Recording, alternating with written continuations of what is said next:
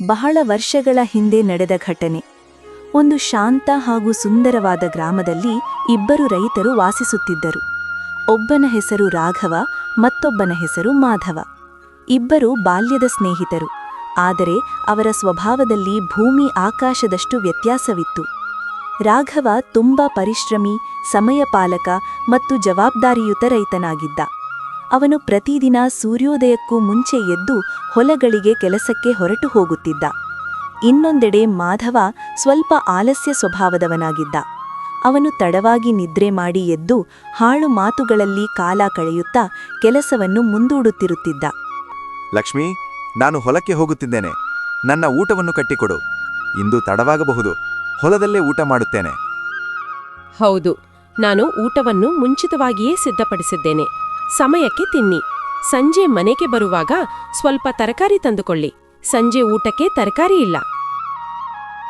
ರಾಘವ ನಗುಮುಖದಿಂದ ಹೊಲದ ಕಡೆ ನಡೆದುಕೊಂಡು ಹೋದ. ಇನ್ನೊಂದೆಡೆ ಮಾಧವನ ಮನೆಯಲ್ಲಿ ಅವನ ಹೆಂಡತಿ ಹೇಳಿದಳು, ಓ, ಕೇಳುತ್ತೀರಾ? ಸೂರ್ಯ ತಲೆಯ ಮೇಲೆ ಬಂದಿದ. ಹೊಲಕ್ಕೆ ಹೋಗುವುದಿಲ್ಲವೇ? ಮಾಧವ ಉತ್ತರಿಸಿದ, ಅಯ್ಯೋ ಭಾಗ್ಯವತಿ, ಹೋಗ್ತೇನೆ. ಹೊಲವೇ ಓಡಿ ಹೋಗುತ್ತದೆಯೇ? ಅವಳು ಹೇಳಿದಳು, ಈ ಸೋಮಾರಿತನ ಒಂದು ದಿನ ನಿಮಗೆ ಭಾರಿಯಾಗಲಿದೆ. ಮಾಧವ ನಿಧಾನವಾಗಿ ಸಿದ್ಧವಾಗಿ ಹೊಲದ ಕಡೆ ಹೊರಟನು. ಹೊಲದಲ್ಲಿ ರಾಘವ ಕಡು ಬಿಸಿಲಿನಲ್ಲೂ ಪರಿಶ್ರಮದಿಂದ ಹಳ್ಳಿ ಹೊಡೆಯುತ್ತಿದ್ದ.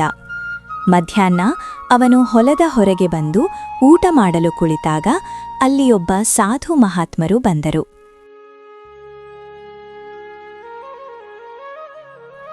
ಮಹಾತ್ಮರು ಹೇಳಿದರು, ಮಗನೇ, ನನಗೆ ಬಹಳ ಹಸಿವು. ಸ್ವಲ್ಪ ತಿನ್ನಲು ಏನಾದರೂ ಸಿಗುತ್ತದೆಯೇ?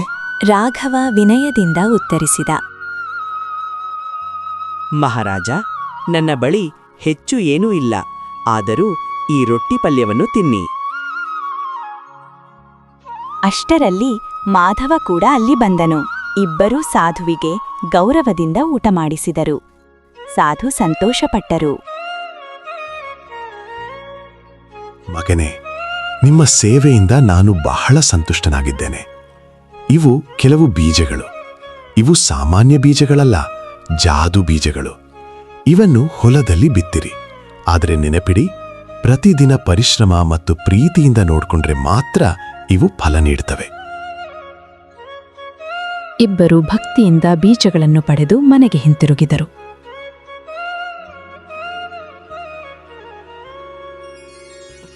ಮನೆಗೆ ಬಂದು ರಾಘವ ಎಲ್ಲ ವಿಷಯವನ್ನು ಲಕ್ಷ್ಮಿಗೆ ವಿವರಿಸಿದ. ಲಕ್ಷ್ಮಿ ಸಂತೋಷದಿಂದ ಹೇಳಿದಳು, ನಾಳೆ ಬೆಳಿಗ್ಗೆಯೇ ಬೀಜಗಳನ್ನು ಬಿತ್ತಿರಿ ಮತ್ತು ಚೆನ್ನಾಗಿ ನೋಡಿಕೊಳ್ಳಿ.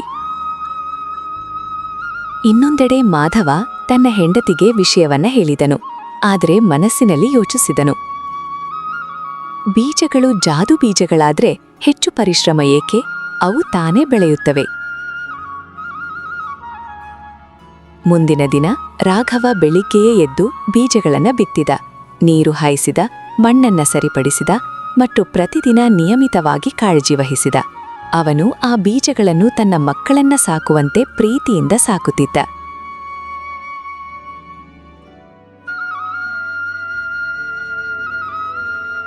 ಮಾಧವ ಕೂಡ ಬೀಜಗಳನ್ನ ಬಿತ್ತಿದ.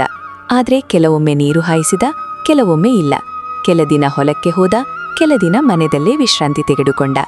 ಕೆಲವು ವಾರಗಳ ನಂತರ ರಾಘವನ ಹೊಲದಲ್ಲಿ ದೊಡ್ಡದಾದ ಹಸಿರು ಹಸಿರಾದ ಕುಂಬಳಕಾಯಿಗಳು ಬೆಳೆದವು. ಇವು ನಿಜವಾಗಿಯೂ ಜಾದು ಬೀಜಗಳು ಎಂದು ಲಕ್ಷ್ಮಿ ಹೇಳಿದಳು. ರಾಘವ ನಗುತ್ತಾ ಹೇಳಿದ, ಹೌದು, ಪರಿಶ್ರಮದ ಫಲ ಎಂದಿಗೂ ವ್ಯರ್ಥವಾಗೋದಿಲ್ಲ.